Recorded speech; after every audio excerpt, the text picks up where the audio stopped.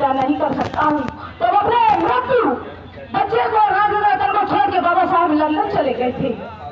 2 वोटों के आगे हुए, आपको 2 वोट का छीने जा रही है सरकार एक देश एक चुनाव करके। तो मैं ये भी बता दूं सरकार से कि ये नीति का तुम्हारा हम बहिष्कार करते हैं कि एक देश एक चुनाव की नीति का हम बहिष्कार करते हैं। एक देश एक शिक्षा नीति लागू कीजिए, अन्यथा तुम्हें हम एक संसद भवन में आकर के धरना देंगे। अभी जंतर मंतर पे धरना दे रहे हैं, तुम्हें जो चाहे तुम कर लेना और हम में ताकत होगी हमको करके दिखाएंगे, लेकिन एक देश एक कानून में हम लागू नहीं करने देंगे। एक देश एक चुनाव उसकी भी नीति इसी तरीके से है जिस तरीके से 3 काले कानून की नीति थी। मुकाबले लालच किसानों को दिए जा रहे थे कि आय डबल हो जाएगी, एमएसपी आपकी आय डबल हो जाएगी। जब हमारे जैसे लोगों ने, पढ़े लिखे लोगों ने देखा और समझा कि हमारी जमीन हमारी भूमि, हमें उसी भूमि में हमें को गुलाम बना दिया जा रहा है और अडानी अंबानी जो देश के अब अरबपति खरबपति लोग हैं उनको हमारी जमीन उनके हाथों में सौंपने का काम सरकार कर रही है। तो पंजाब के किसानों ने, यूपी के किसानों ने दिल्ली आकर के धरना दे दिया कि मैं ऐसा होने नहीं दूंगी। तो फिर क्यों आप लोग क्यों चुप है? इसी तरीके से आज एक देश एक चुनाव करने सरकार जा रही है जिसकी कमेटी का गठन कर लिया है और 2 महीने बाद चुनाव भी होने जा रहे हैं और सत्र बुलाने वाली है सरकार। और चुनाव आयोग ने भी सहमति दी है कि हम चुनाव करवा देंगे, आप फिर पास करवा दीजिए, लेकिन हम चुनाव आयोग को भी चेतावनी नहीं देते। मैं तुम्हारे आवाज पर धरना दे दूंगी आगे, अगर तुमने चुनाव एक देश एक चुनाव की नीति का चुनाव आयोग करवाया तो मैं इसको बर्दाश्त नहीं करूंगी, क्योंकि एक देश एक चुनाव की नीति है जो हमारा देश को खत्म करना सरकार चाहती है। एक देश हमारा सरकार ने पहले भी गांधी ने हमसे छीन लिया था पूरा पैक्ट समझौता करके।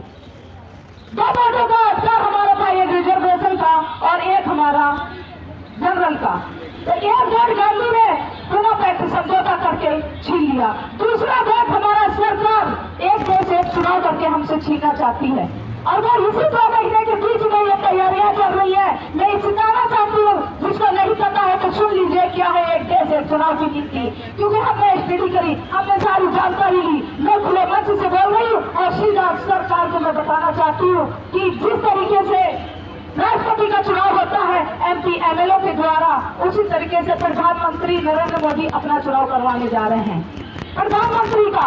और यहाँ पर ये लालच दे रहे हैं, ये गुमराह कर रहे हैं कि एक देश एक चुनाव जो होगा उसमें एक साथ तो विधानसभा के और लोकसभा के चुनाव हो जाएंगे तो खर्चा भी बचेगा और टाइम भी बचेगा। लेकिन साथियों ऐसा बिल्कुल नहीं है, इस भूल में मत रहना, क्योंकि ये वोट का अधिकार तुमसे छीने जा रहे हैं। अगर आप इसी भूल में बैठे रहो कि एक देश एक चुनाव नीति जो आप बनाने जा रहे हैं कि इसमें हमारा क्या नुकसान है, तो यह समझ लीजिए आपका वोट खत्म हो रहा। जो MP MLA चुनाव करेंगे प्रधानमंत्री का जिस तरीके से राष्ट्रपति का होता है, तो फिर आपका वोट देने का अधिकार वहाँ खत्म हो रहा है। जब आपके द्वारा से प्रधानमंत्री का चुनाव नहीं होगा, अभी जिस तरीके से MP MLA का चुनाव होता है उससे प्रधानमंत्री बनता है, लेकिन आज जो चुनाव होने जा रहा है बस प्रधानमंत्री के द्वारा जो चुने गए हैं हमारी जनता के द्वारा MP MLA वो वोट करेंगे, प्रधानमंत्री का चुनाव करेंगे, तो वहाँ हमारा वोट खत्म हो रहा है और हमेशा हमेशा के लिए चुनाव समाप्त करने जा रहे हैं। 26 नवंबर से हम मतदाता जागरूकता अभियान लगातार चलाएंगे और लगातार जब तक सरकार को सत्ता और व्यवस्था से बाहर करने का काम नहीं करेंगे, मैं घर वापसी नहीं करूंगी। ये संकल्प हम आज फिर हम यहाँ से जंतर मंतर की धरती से लेते हैं, क्योंकि अब हमारे मान सम्मान स्वाभिमान की लड़ाई है और हमारे महापुरुषों की विचारधारा की लड़ाई है, हमारे संविधान की लड़ाई है कि मैं किसी भी कीमत में हम सरकार को अपने मकसद में कामयाब नहीं होने देंगे। क्योंकि अगर तूफान अगर उफान पे है, तूफान अगर उफान पे है तो मेरे भी हौसले आसमान पे है। सुन ले सरकार, अगर हमारे इन हौसलों को और हमारे इन पंखों को टूटने का कोई गम नहीं, चाहे तो मौत दो या दर्द दो, चाहे जेल में डालो या फांसी पर चढ़ाओ, मुझे कोई गम नहीं। लेकिन मुझे अफसोस जरूर होगा कि मेरे बाबा साहब की विरासत जब खत्म हो रही थी तो हमारे अपने लोग जिनको हम अपना बहुजन समाज कहते हैं वो सो रहा था। ये अफसोस है और बाबा साहब भी आजादी धरती पर इन्हीं आंसुओं के साथ रोए थे। हमारा बहुजन समाज, हमारे पढ़े लिखे लोग, कुछ लोग हैं कि जो पढ़े लिखे लोग होकर के भी आज अंधभक्त बने हुए हैं।